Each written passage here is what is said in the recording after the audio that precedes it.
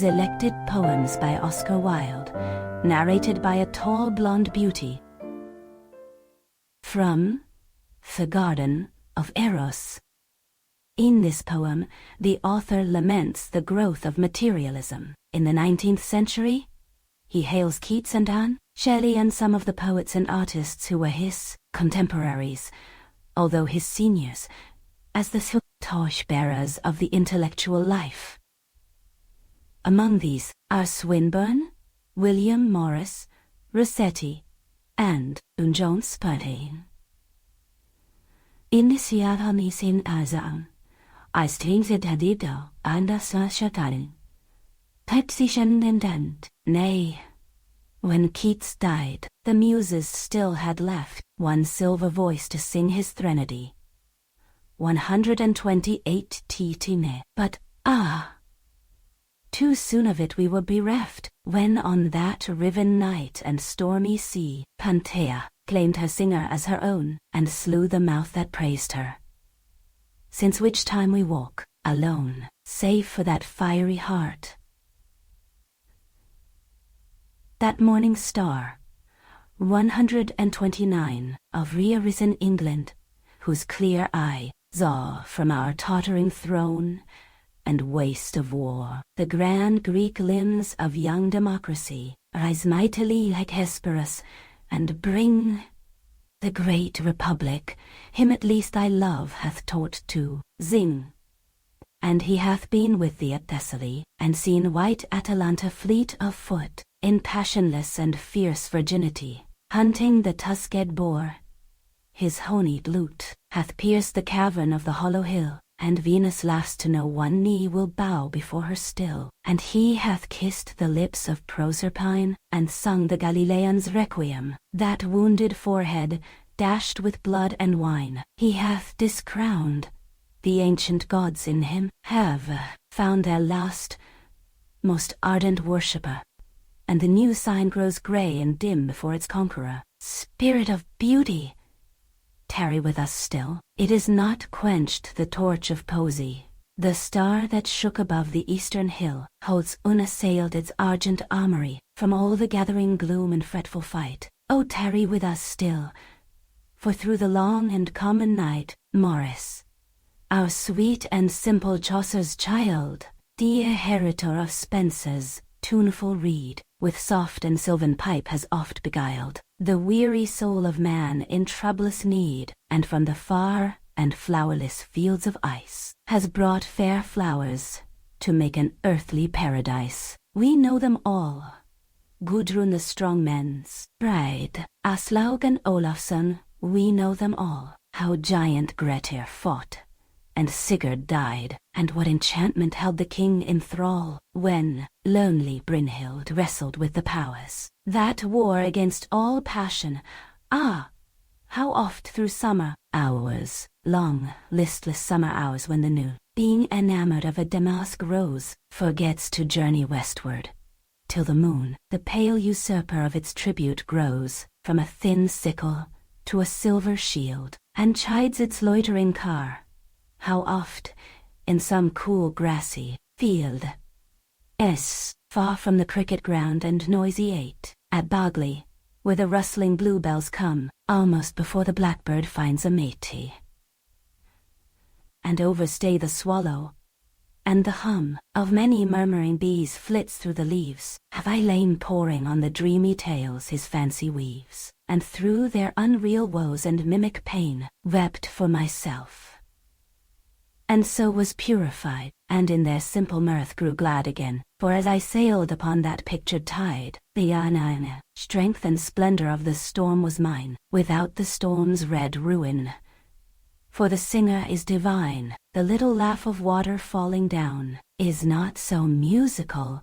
The clammy gold, close hoarded in the tiny waxen town, has less of sweetness in it, and the old, half-withered reeds that waved in Arcady, touched by his lips, break forth again to fresher harmony. Spirit of beauty, tarry yet a while, although the cheating merchants of the mart, with iron roads, profane our lovely isle, and break on whirling wheels the limbs of art.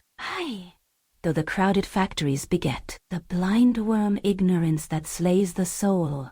Oh, tarry yet, for one at least. There is, he bears his Namine from Dante and the seraph Gabriel, 136, whose double laurels burn with deathless flame to light thine altar. He 137 too loves thee well, who saw old Merlin lured in Vivian's snare, and the white feet of angels coming down the golden stair, loves thee so well, that all the world for him a gorgeous colored vestiture must wear, and sorrow take a purple diadem, or else be no more sorrow, and despair gild its own thorns, and pain, like Adon, be, even in anguish beautiful.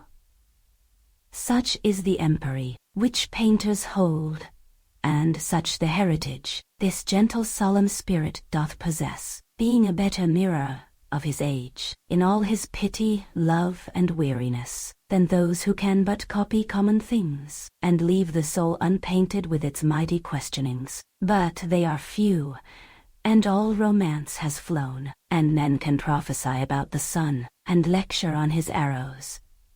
How, alone, through a waste void the soulless atoms run, how from each tree its weeping nymph has fled, and that no more mid-English reads a naiad shows her head. The harlot's house. We caught the tread of dancing feet. We loitered down the moonlit street, and stopped beneath the harlot's house. Inside, above the din and fray, we heard the loud musicians play the Trues Liebesherz of Strauss, like strange mechanical grotesques, making fantastic arabesques. The shadows raced across the blind. We watched the ghostly dancers spin, to sound of horn and violin, like black leaves wheeling in the wind, like wire-pulled automatons, slim silhouetted skeletons, went sidling through the slow quadrille. Then took each other by the hand, and danced a stately saraband. Their laughter echoed thin and shrill. Sometimes a clockwork puppet pressed a phantom lover to her breast. Sometimes they seemed to try to sing. Sometimes a horrible marionette came out and smoked its cigarette upon the steps like a live thing. Then, turning to my love, I said, "The dead are dancing with the dead. The dust is whirling with the dust." But she heard the violin, and left my side, and entered in. Love passed into the house of lust. Then suddenly the tune went false. The dancers wearied of the waltz. The shadows ceased to wheel and whirl. And down the long and silent street, the dawn, with silver-sandaled feet, crept like a frightened girl. From the burden of it is. This English Thames is holier far than Rome. Those harebells like a sudden flush of sea, breaking across the woodland with the foam of meadows sweet and white anemone, to fleck their blue waves. God is likelier there than hidden in that crystal-hearted star the pale monks bear, those violet gleaming butterflies that take yon creamy lily for their pavilion, a Monsignor's, and where the rushes shake, a lazy pike lies basking in the sun, his eyes half shut. He is some mitred old bishop in paribus. Look at those gaudy scales all green and gold. The wind, the restless prisoner of the trees, does well for Palestrina, one would say. The mighty master's hands were on the keys of the Maria organ, which they play when, early on some sapphire Easter morn, in a high litter red as blood or sin, the Pope is borne from his dark house out to the balcony, above the bronze gates and the crowded square, whose very fountains seem for ecstasy to toss their silver lances in the air, and stretching out weak hands to east and west, in Vincennes peace, to peaceless lands, to restless nations, rest. God, is not yon lingering orange afterglow, that stays to vex the moon more fair than all Rome's lordliest pageants? Strange, a year ago, I knelt before some crimson cardinal, who bear the host across the Esquiline, and now those common poppies in the wheat seem twice as fine.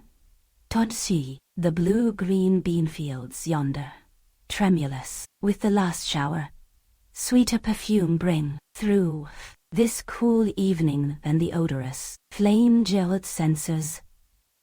The young deacons swing when the grey priest unlocks the curtained shrine and makes God's body from the common fruit of corn, and indedening danin totkau. Finum didantidabate duando. Pagnani, poor Fra Giovanni bawling at the mass. We're out of tune now. For a small brown bird sings overhead, and through the long cool grass I see that throbbing throat which once I heard on starlit hills of flower-starred Arcady, once where the white and crescent sand of Salamis meets sea.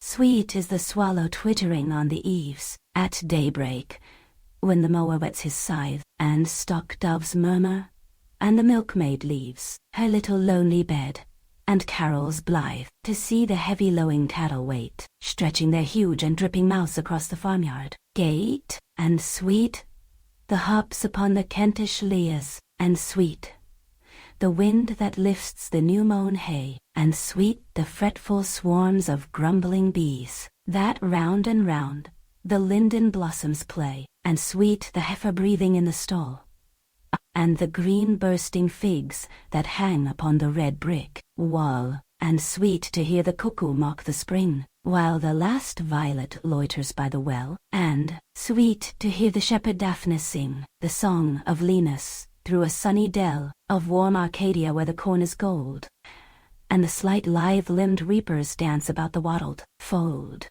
It was a dream. The glade is tenantless, no soft Ionian laughter moves the air, the Thames creeps on in sluggish leadenness, and from the copse, left desolate and bare, fled is young Bacchus with his revelry.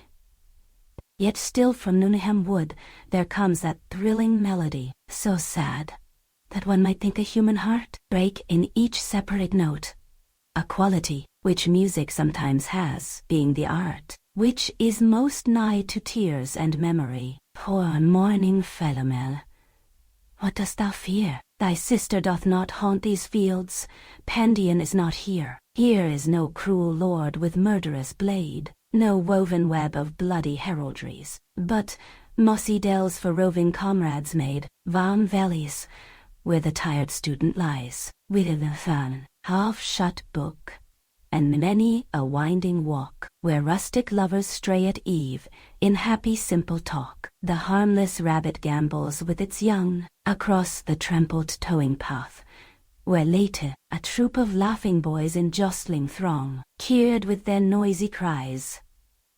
The racing eight, the gossamer, with ravelled silver threads, works at its little loom, and from the dusky red-eaved sheds of the lone farm, a flickering light shines out, where the swinked shepherd drives his bleating flock back to their wattled sheepcotes.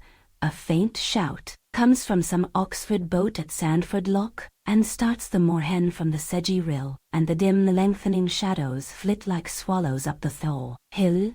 The heron passes homeward to the mere, the blue mist creeps among the shivering trees. Gold, world by world, the silent stars appear, and like a blossom blown before the breeze, a white moon drifts across the shimmering sky. Muta arbitress of all thy sad, thy rapturous threnody, she does not heed thee. Wherefore should she heed? She knows Endymion is not far away. 'Tis I, whose soul is as the reed, which has no message of its own to play. Zo pipes another's bidding. It is I, drifting with every wind on the wide sea of misery. Ah! The brown bird has ceased, one exquisite trill about the sombre woodland seems to cling, dying in music, else the air is still, so still that one might hear the bat's small as sun, winged, wander and wheel above the pines, or tell. Each tiny dewdrop dripping from the bluebells brimming, cell, tea, and far away across the lengthening wold, across the willowy flats and thickets brown, Magdalen's tall tower tipped with tremulous gold, marks the long high street of the little town, and warns me to return. I must not wait. Hark! 'Tis the curfew booming from the bell at Christ Church gate. Flower of love. Sweet, I blame you, not for mine the fault. Thus, had I not been made of common clay, I had climbed the higher heights unclimbed, yet seen the fuller air, the larger day. From the wildness of my wasted passion I had struck a better, clearer song, lit some lighter light of freer freedom, battled with some hydra-headed wrong. Had my lips been smitten into music by the car, kisses that but made them bleed, you had walked with Bice and the angels on that verdant and enameled mead. I had trod the road which Dante treading saw, the suns of seven circles shine. I, perchance, had seen the heavens opening, as they opened to the Florentine, and the mighty nations would have crowned me, who am crownless now and without name.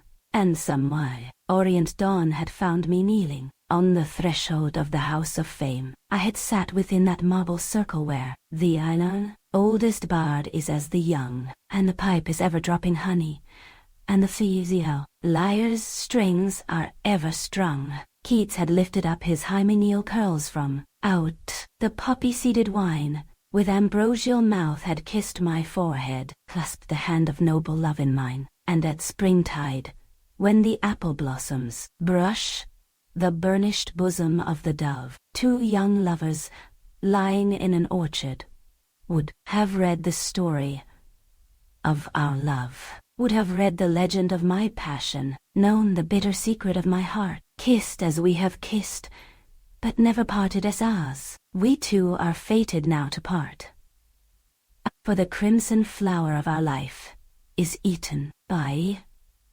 Vidal, the cankerworm of truth, and no hand can gather up the fallen withered petals of the rose of youth. Yet I am not sorry that I loved you.